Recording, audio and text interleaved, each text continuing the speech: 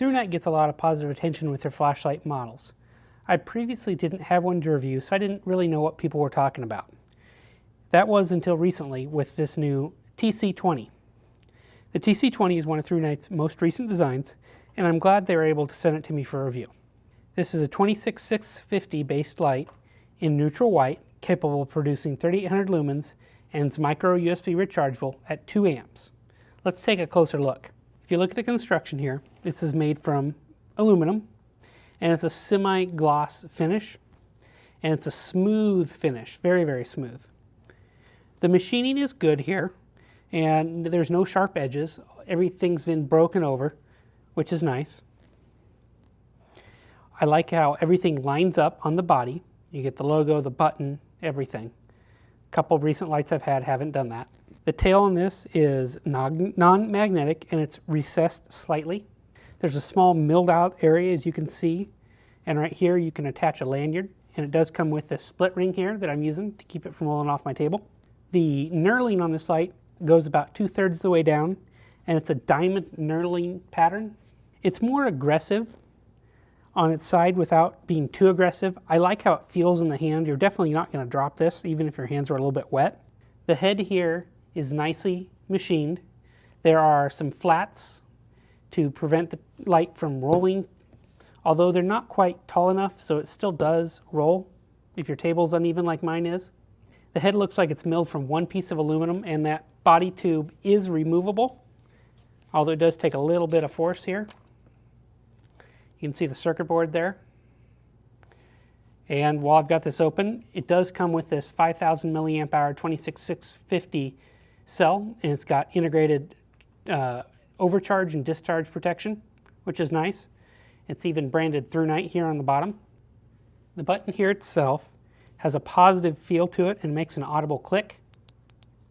I believe it's a metal top here, and it's got an LED in the center which serves as a battery indicator level and charge status level while charging. The reflector on this light is deep and has a nice orange peel to it. The LED is nicely centered, and this glass lens does have anti-reflective coating on it. The silver bezel is removable if you wanted to put a pair of snap ring pliers in any of those grooves. On the tail cap here, you can see the threads are nicely square cut and unanodized, and the tail cap itself has this dual spring design. When installed here in the light, the battery really doesn't rattle around at all. It's silent. The length of the TC20 is 118.4 millimeters. The maximum diameter is 42 millimeters. The minimum diameter is 33.5 millimeters, and the weight was 238.7 grams. Compared to my Olight R50 above, which uses the same battery and is a similar brightness light, it was 132.4 millimeters. Its maximum diameter is 42 millimeters. Its minimum diameter is 33 millimeters, and its weight was 258.8 grams with the battery. The TC20 here is IPX8 water rated, which is great for a micro USB rechargeable light, and its parasitic drain was measured at 2 microamps. This light uses the Cree XHP70.2 in neutral white as its emitter. I've tested a couple other lights with this Cree XHP70.2 and found there to be a color rainbow effect with the tint of the beam, and it's uneven. It's most noticeable on the edges of the beam. However, on the Thrunite TC20, this is much less noticeable. At distance outside, I really didn't notice it at all. And the LED is nicely centered in the reflector. Outputs are good for a neutral white XHP70.2. I don't have any way of independently verifying the claims that Thrunite makes, but reading online other reviews, they appear to be pretty accurate. This light is rated for turbo at 3800 lumens, high at 1800 lumens, medium at 320 lumens, low at 38 lumens, firefly at half a lumen. Interestingly, strobe is 2280 lumens, and throw is rated at an impressive 320 meters. Now that medium to high at 320 to 800 lumens is a pretty big range. I kind of wish there was one more mode maybe in there to evenly space it out.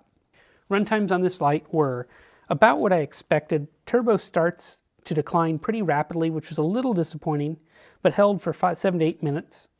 At that point, the light was producing 55% of its output, and it only saw one more decline with the steady 40 of its output for a long 90 minutes. This still has a pretty significant output for an extended period of time. At the tail end, it was pretty fast decline to 0 when the low voltage protection kicked in and the output stopped. Turbo to flat runtime was about 110 minutes. One thing that I found interesting in the manual was that it said not to use turbo for more than 10 minutes to protect the light, battery, and its components. This light gets warm to the touch, but never so hot that it feels dangerous to hold or that it could damage the light. I only measured it getting up to about 101, 102 degrees Fahrenheit uncooled, and that's pretty dang safe. So here's a quick look at the indoor beam pattern here, and you can see it's got nice spill to it, nothing too crazy. It does have a slight hot center. If I hold it up here, you can see that a little bit better, but it's pretty nice. You don't see a lot of, or really any color banding on the edges like you do on some XHP70.2, or at least I don't notice it if you do. This beam is primarily a flood, but it has a good amount of throw to it as well. In my outdoor shots, you'll see how well it really lit up a large area, approximately 100 yards in length. It's a really useful beam in my opinion for general use, especially when you're looking to light up a large area at once. If your power went out and you were looking to light up your entire bedroom or something like that, this one light would do that easily if you pointed it up at the ceiling. Okay, here's my night shots for the Thrunite TC20. And here is Moonlight.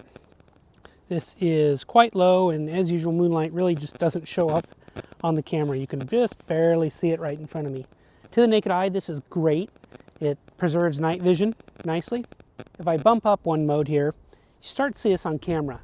Now, to the eye, this probably goes 30, 40 feet easily. You can see a park bench here right beside me. And it's a nice neutral white. That's what's really nice about the T20C here. It's running the Cree XHP70.2 LED. If I bump up again here, we start to get some nice throw. And I'm in the same clearing I've used a couple times in videos like this. Here is the next mode. Now I can see to the back of this clearing just fine. It's about, 7,500 yards or so. No problem. And if I double click, I get turbo here. This is just a ton of light. The light has a nice floody throw, I guess is what I'd say. It doesn't really have a hot spot very much to the naked eye. It really does a nice job of illuminating things here. Here I've got the Olight R50. This is just the normal version here. It's about 3,200 lumens. And here is the 3,800 lumens of the Thrunite TC20. You can see the TC20 is that more neutral light, more natural color.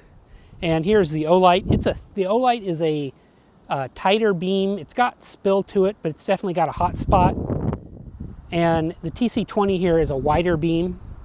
So let me go walk out here and I'll kind of go step down in modes and kind of see what it's like, and I'll do some commentary as I go. These are pretty normal modes is what I'd call them. If I was hiking, I'd probably use a little bit lower mode just so I could see, but if I was camping, I think this would be a really nice level of light to see your surroundings, see what you got going on. In my left hand here, oh, there's some poop. I've got the Olight, and on my right hand, I have the Thrunite. You can really tell the beam color differences. I really like neutral white. It really just shows that natural color a lot better in my opinion. The XHP70.2 in the Thrunite does have some rainbow tint to it. I notice it more indoors than I do outdoors here. Outdoors, it really tends to just be pretty natural, which is great. Some of the other XHP70.2s I've had show more tint and cast to them. That's turbo in the Thrunite, and that's turbo in the Olight here. I really like how this Thrunite feels in my hands. It's got a lot of knurling to it, which I like on a light like this. You're not going to drop it. So here again is turbo with the Thrunite. Just a ton of light. This light has built-in micro USB charging via this USB flap here. And it's under that, it's directly opposite the button, which is nice. It's got this rubber door that easily peels off, and I think it's actually like a silicone.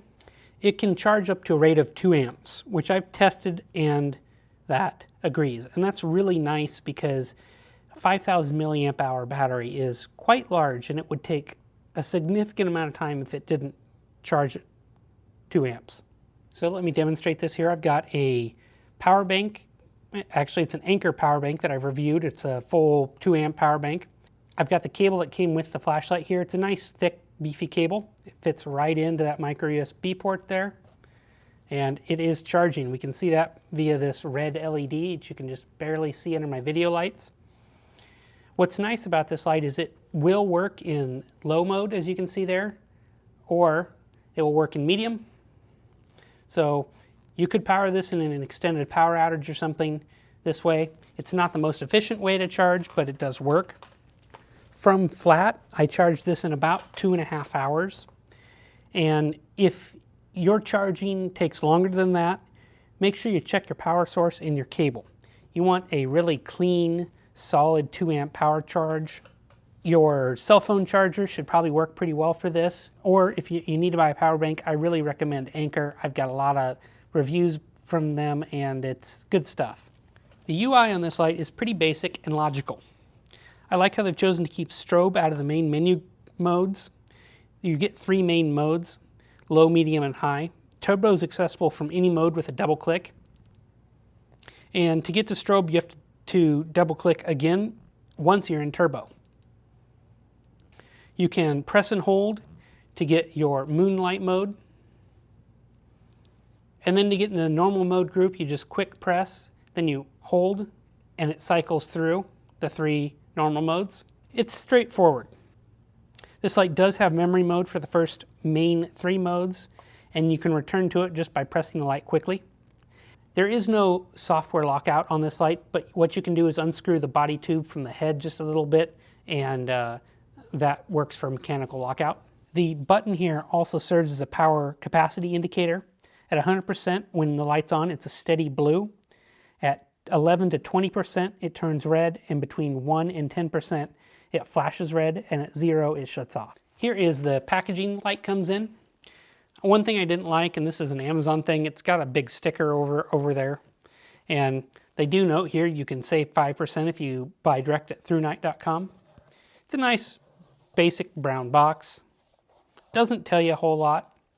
Does have a cool white or neutral white option there on the side. Inside, the light normally sits here, and underneath the nicely cut out foam, you've got a thank you card. You have your bag of extras, which in this case is a lanyard. It's an extra button, it's some extra O-rings, and it's an extra rubber cover for the USB, which is nice. You get the micro USB wire, which I mentioned, the manual, and the holster here. Here's the light in the holster. It's a decent holster. I like that it has Thrunite branded on it. It's Velcro, and it is slightly padded here. Light fits pretty well in it. You get a D-ring. It is not Velcro here, but you do get a belt loop. It's a decent holster. I do like the holster that came in my Olight just a little bit better, but it's not bad. Some comparisons here with my Olight R50, which is on the right, and the Thrunite TC20 is on the left. The R50, the normal R50 here has micro USB charging in the tail. It also uses a 26650 battery, although it's proprietary. As you can see, as we saw earlier, the TC20 is shorter and a little bit more compact design. Knurling on the Olight is different. It's square, as you can see here, and on the Thrunite, it is that diamond pattern. The Olight is a smoother knurling, and this Thrunite is more aggressive. I actually like both. If I had to pick one, I'd probably pick the Thrunite knurling just because it's a little more secure. The Olight has a beam that has a hot spot and is designed for a little bit more throw. Its spill is less intense and it's a little bit harder to cut off. The Thrunite TC20 beam is more even and seems to cover a wider angle. Its neutral white LED really helps bring out the natural colors and things, which I really prefer. Both are good lights, but for me the TC20 wins out due to its slightly brighter neutral white LED and standard non-proprietary battery configuration.